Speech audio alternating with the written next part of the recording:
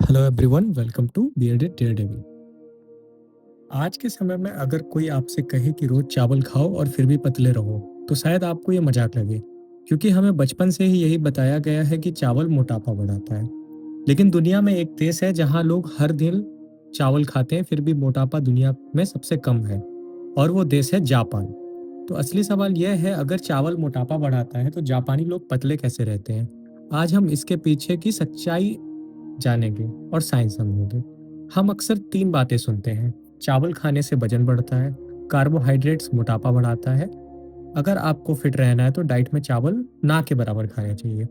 लेकिन अगर ये सच होता तो जापान जैसे देश में मोटापा बहुत ज़्यादा होना चाहिए था, क्योंकि वहाँ लोग दिन में कई बार चावल खाते हैं, लेकिन वास्तविकता बिल्कुल उल्टी है। जापान की एक बहुत दिलचस्प सच्चाई है: दुनिया में जहाँ कई देशों में मोटापा लगातार बढ़ रहा है, वहीं जापान में मोटापे की दर सिर्फ 4% है। तुलना के लिए अमेरिका में यह संख्या लगभग 40% के आसपास है, जो कि 10 गुनी है। यानी एक ऐसा देश जहां लोग रोज चावल खाते हैं, वही दुनिया की सबसे पतले देशों में गिना जाता है। तो सवाल वही है, असल फर्क कहाँ है? सबसे पहला कारण है पोर्शन कंट्रोल। जापानी लोग खाना बहुत संतुलित मात्रा में खाते हैं। उनकी एक सामान्य थाली में होता है एक छोटा कटोरा चावल, थोड़ी मछली या प्रोटीन, कुछ सब्जियां और एक सूप। यानी एक बहुत बड़ी प्लेट की जगह छोटी छोटी डिशेस। इससे क्या होता है, कैलोरी अपने आप कंट्रोल में रहती है। दूसरा बड़ा कारण है उनका नेचुरल फूड डाइट। जापानी लोग ज्यादातर चावल, मछली, सीवीड, सब्जियां और कई तरह के फर्मेंटेड फूड खाते हैं। सबसे खास बात, उनकी डाइट में अल्ट्रा प्रोसेस्ड फूड बहुत कम होते हैं। मतलब कम पैकेट फूड, कम जंक फूड। और यही फर्क लंबे समय में शरीर पर बहुत असर डालता है। जापानी संस्कृति में धीरे धीरे और ध्यान से खाना बहुत महत्वपूर्ण माना गया है।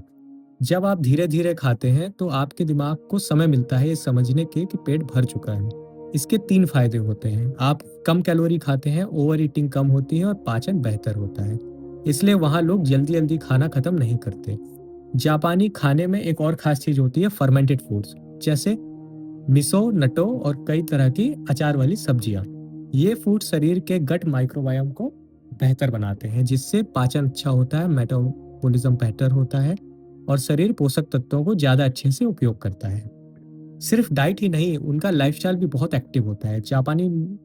जापान में लोग रोजाना बहुत चलते हैं। कई लोग पब्लिक ट्रांसपोर्ट तक पैदल जाते हैं, कई लोग साइकिल का यूज करते हैं। यानी उनकी डेली की जो लाइफ है, काफी फिजिकल एक्टिविटी शामिल होती है, जिससे शरीर की कैलोरीज बर्न होती रहती है।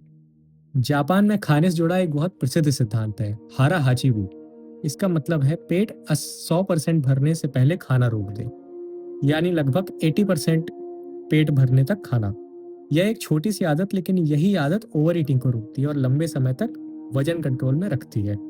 तो असली सच्चाई क्या है? समस्या चावल नहीं है, समस्या है ज्यादा कैलोरी, प्रोसेस्ड फूड, कम गतिविधि, फिजिकल एक्टिविटीज कम और बिना सोचे समझे खाना। जापानी लोग पतले इसलिए होते हैं क्योंकि वे कम मात्रा में खाते हैं, ज्यादातर नेचुरल फूड खाते हैं, लाइफस्टाइल एक्टिव होता है और एक्टिव एक्टिव रह के खाते हैं। इसलिए शायद असली सवाल यह नहीं है कि हम क्या खा रहे हैं, बल्कि यह है कि हम कैसे जी रहे हैं। Thank you.